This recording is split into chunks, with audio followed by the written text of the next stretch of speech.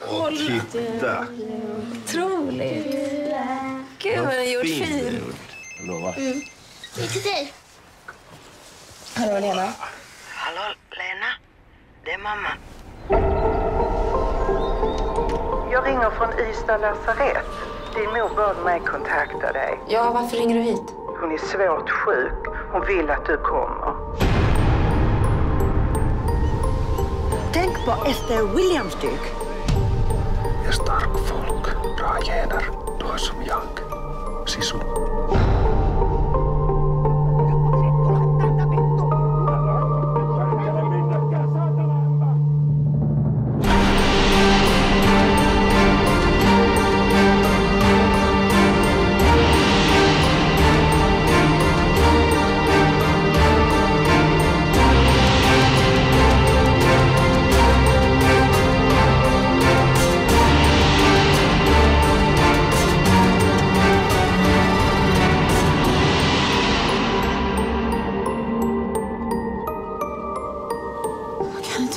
Jo, det kan du.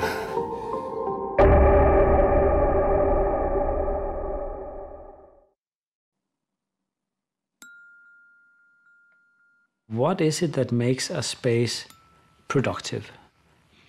What is it that makes a space, challenging and exciting and embracing and including and hospitable and tolerant and so on? What is that?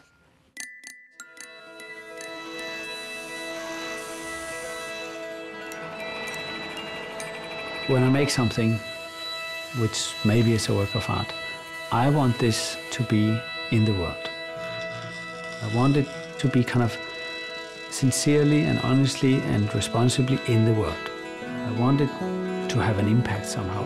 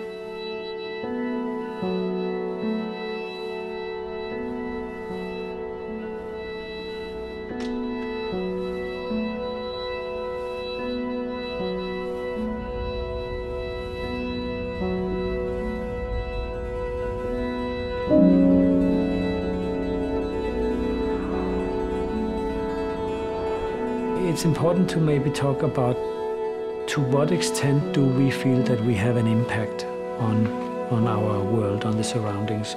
To what extent do we feel that it makes sense to vote or to participate or not to participate or to step in or step out and so on. To what extent do we feel a cause and effect or a causal sort of dimension to our life? Does it actually even matter that we have an opinion about something or that we are here in the first place?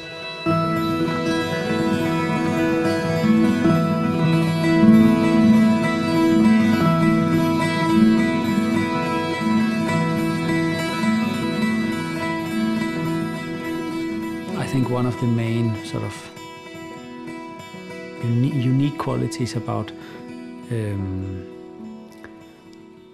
the kind of the language that art speaks is that it kind of doesn't take the world for granted as being truthful. It looks at the world as if the world is a model. And what happens is if you successfully,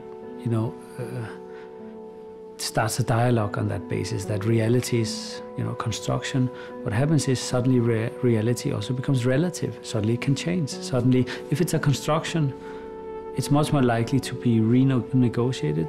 And if it's a kind of an objective truth, it's less likely to be renegotiated because people might think that God has made it or something like that.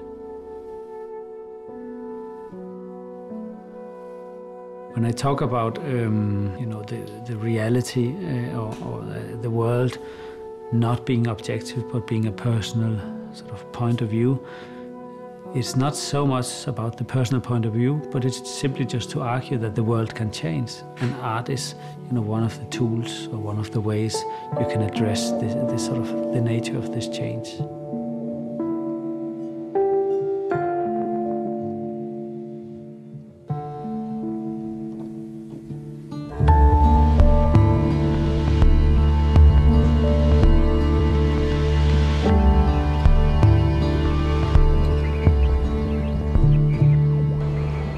Traditionally, a lot of people refer to space as a sort of container where you can put something inside. I would rather like to see space, or the city as New York, if you want, the public space, as a kind of multiple layer of stories, all the stories in New York so far. Adding the waterfall is just adding one more story to all these stories, becoming a part of the city. It's a sort of entanglement where these waterfalls and the city become one thing, and they develop, and that space goes on. I've added, one more story to the history of that city.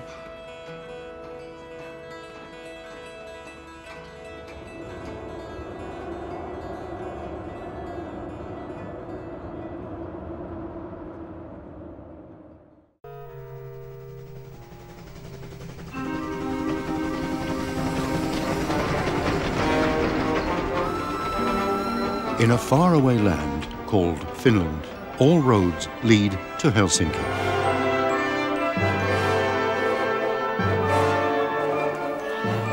When these pictures were taken, 75% of the Finnish population still lived in the countryside.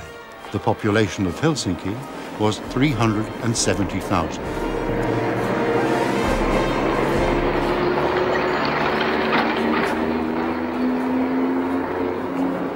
Little Matti, arriving in the city, symbolized the confusion of hundreds of thousands of people in the turmoil of a changing world.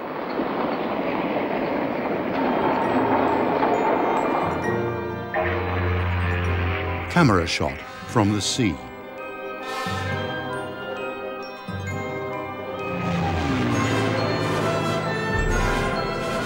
Camera shot from above.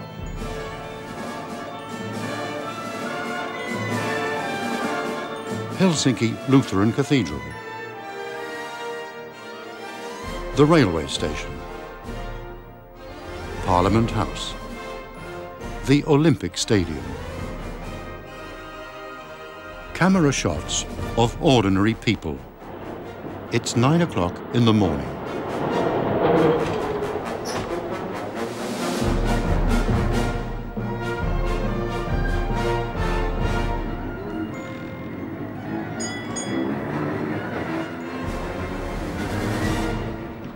The people in these shots, wherever they may now be, are today 60 years older. But the fictional citizens of Helsinki live forever, such as the police inspector created by Mika Valtari. Murha! Murha on kaikista rikoksista ratkaisevin ja lopullisin, sillä sitä ei voi koskaan soittaa.